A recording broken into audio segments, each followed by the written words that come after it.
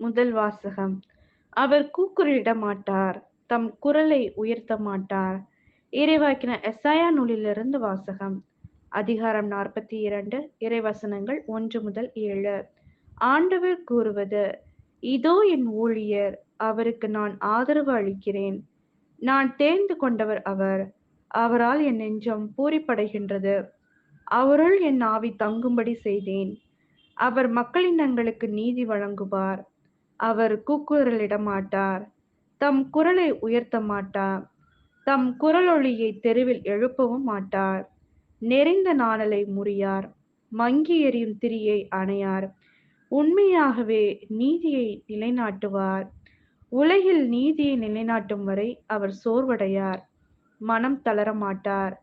அவரது நீதி நெறிக்காக தீவு நாட்டினர் காத்திருப்பர்.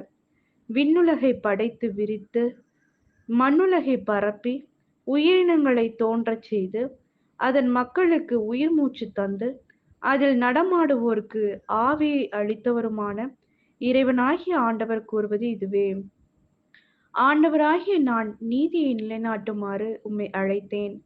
உம் கையை பற்றி பிடித்து உம்மை பாதுகாப்பேன்.